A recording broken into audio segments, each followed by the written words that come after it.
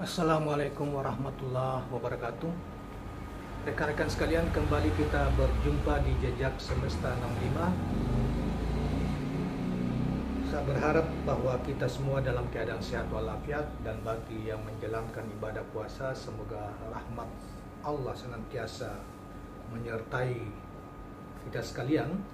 Dan kepada rekan-rekan penonton yang tidak berkewajiban untuk menjalankan ibadah puasa pada bulan Ramadan ini, kami berharap bahwa saudara sekalian semuanya dalam keadaan baik, sehat, dan selalu dalam perlindungan dan pertolongan Tuhan yang Maha Kuasa. Rekan-rekan sekalian, kembali hari ini kita dapatkan lagi berita yang amat memprihatinkan di dunia perguruan tinggi kita, karena ternyata dunia perguruan tinggi kita, bahkan bukan juga dunia perguruan tinggi kita ya, dunia pendidikan kita secara umum, selalu saja dari tahun ke tahun terjadi kita selalu disuguhkan peristiwa-peristiwa yang mengharukan dan memprihatinkan yang sesungguhnya seharusnya tidak terjadi. Nah, kali ini kita dapatkan berita bahwa ada seorang anak dari penjual sayur keliling yang sangat terkenal, cerdas, pintar, tetapi ketika dia mau masuk perguruan tinggi di negeri di Indonesia ditolak. Sudah 2 perguruan tinggi negeri di Indonesia menolak yang bersangkutan, mungkin karena kemiskinan orang tuanya atau apa. Tapi anehnya ketika dia melakukan tes di 3 universitas negeri di luar negeri justru diterima. Nah, ini tentunya sangat memprihatinkan kita, karena perguruan kita pertama diserang. Akhir-akhir ini perguruan tinggi kita, pengurus perguruan tinggi kita ya, rektor, pihak rektorat ya, dan lain sebagainya itu terlibat korupsi ya. Sudah di Bali, di Lampung, dan saya sudah menjadi menu hampir setiap saat kita dapatkan. Para rektor ditangkap oleh KPK, ditangkap oleh polisi, ditangkap oleh kejaksaan. Nah, itu semua itu terjadi juga, mohon maaf ya, itu terjadi di pemerintahan Jokowi. Subhanallah. Jadi dunia pendidikan kita memang hancur-hancuran ya. Kemudian terjadi diskriminasi yang luar biasa. Tidak berorientasi pada kualitas, tetapi berorientasi pada uang, siapa yang bayar. Dunia pendidikan kita telah menjadi lahan subur bagi terjadi suap menyuap bagi mereka yang punya uang, yang punya, dan mereka yang tidak punya, seperti anak dari penjual sayur keliling ini, tidak akan mendapatkan tempat di dunia perguruan tinggi, terutama perguruan tinggi negeri. Saudara sekalian, berita tentang ini sangat mengejutkan dan menyedihkan, dan kita petik dari Detik Education, yang berita tentang pendidikan di Detik.com pada tanggal 6 April 2023. Kaitannya dengan saudara sekalian, kita coba untuk membacakan berita ini. Anak penjual sayur keliling ini sungguh brilian. Dia ditolak di 2 perguruan tinggi negeri PTN, namun malah diterima di 3 kampus luar negeri. Takdir itu jatuh kepada Haswana Aini, 18, siswi SMA N3 Malang, warga Kecamatan Pakis, Malang, Jawa Timur. Hidupnya dipenuhi keterbatasan, namun Haswana tak menyerah mengejar mimpinya untuk berkuliah di luar negeri. Memang mimpi itu sempat saya kubur dalam-dalam, karena selama ini hanya ibu saya sendiri yang bekerja berjualan sayur keliling untuk menghidupi 3 anaknya. Bapak meninggal sejak saya masih usia 9 tahun. Subhanallah, Allahu Akbar. Bahkan untuk membantu memenuhi kebutuhan sehari-hari, Haswana sempat bekerja sebagai privat tutor selama 3 tahun saat dirinya duduk di bangku SMP, dan juga bekerja di Learning Management System selama 6 bulan. Kalau saya ngejar privat tutor itu, awalnya banyak teman yang kesulitan memahami materi dan saya bantu. Ternyata apa yang saya lakukan didengar pelanggan sayur ibu saya, dan diminta ngajar privat anaknya, ujar Haswana. Haswana mulai mewujudkan mimpinya selangkah demi selangkah saat kelas 11.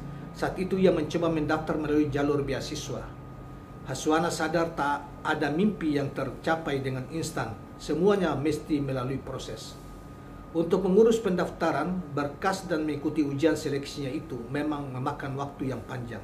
Tapi saya tetap mencoba untuk mengikuti setiap tahapannya, kata dia. Di pertengahan jalan mendaftar beasiswa ke luar negeri, Haswana juga memutuskan untuk mendaftar seleksi nasional berdasarkan prestasi. Institut Teknologi Bandung dari Universitas Brawijaya adalah pilihannya.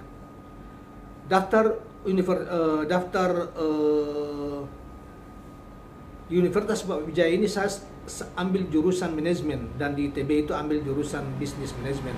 Ya sayangnya saya tidak diterima kedua perguruan tinggi itu, ujarnya.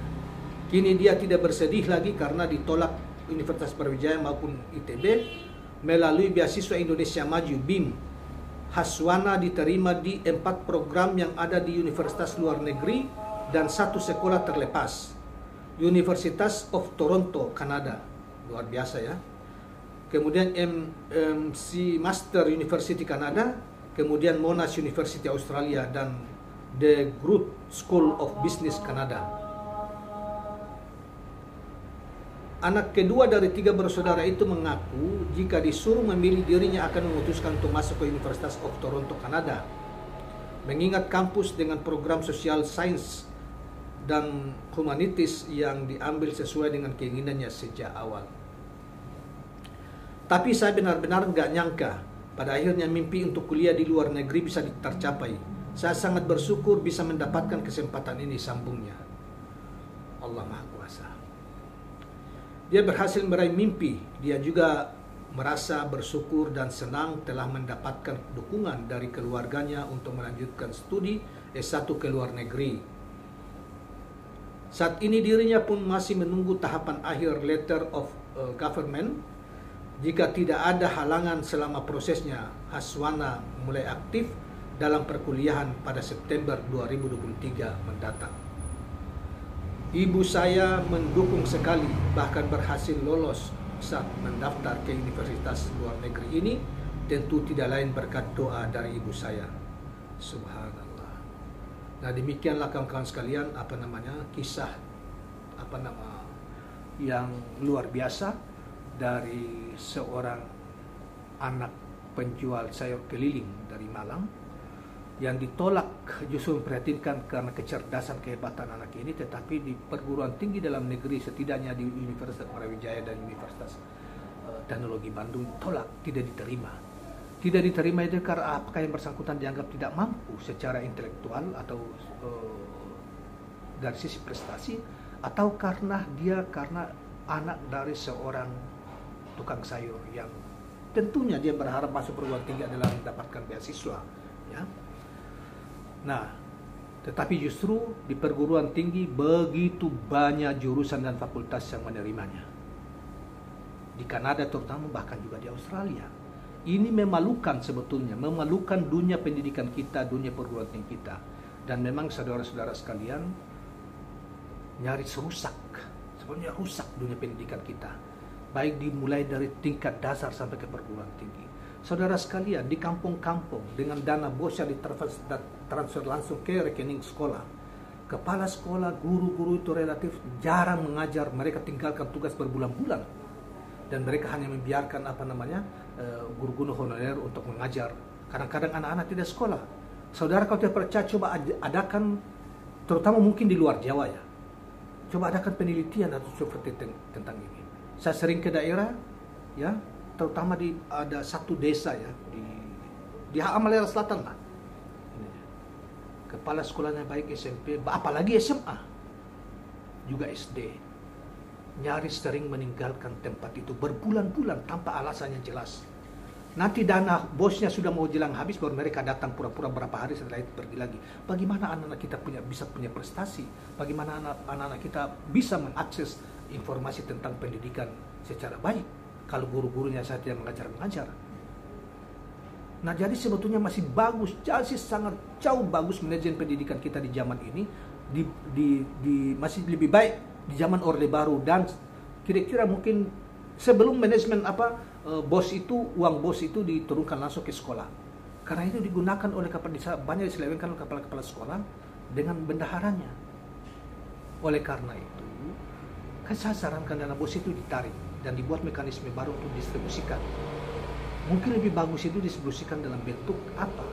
Dalam bentuk jadi dari kabupaten atau dari kecamatan, di mana kalau memang itu ada komponen untuk honorer, guru-guru honor, kemudian ada komponen barang yang dipakai untuk sekolah, maka didistribusi dalam bentuk barang.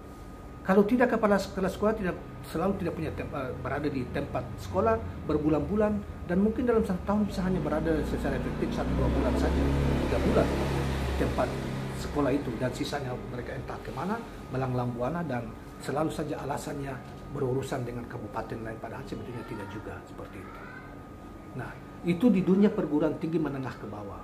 Perguruan tinggi di dunia pendidikan menengah ke bawah, ya, ini juga di sekarang dunia pendidikan perguruan tinggi tercoreng para pengurusnya, para rektor, para pembantu rektor dan lain terlibat korupsi, memperjualbelikan kewenangan dan jabatan. Kini muncul keprihatinan kita yang baru bahwa dunia pendidikan kita juga ternyata sudah dimasuki, bahkan ini sebetulnya berulang sudah lama, tapi kita belum diungkap secara luas saja, bahwa sudah mulai dimasuki oleh ketidakjujuran dalam seleksi menerima mahasiswa. Bahkan orang-orang yang dianggap kurang mampu secara ekonomi akan tidak pernah bisa bermimpi untuk anak-anaknya masuk ke perguruan tinggi, walaupun anak-anaknya itu kenyataannya memiliki prestasi yang luar biasa. Terima kasih kawan-kawan sekalian, semoga bermanfaat, dan jangan lupa subscribe, like, dan share channel ini. Assalamualaikum warahmatullahi wabarakatuh.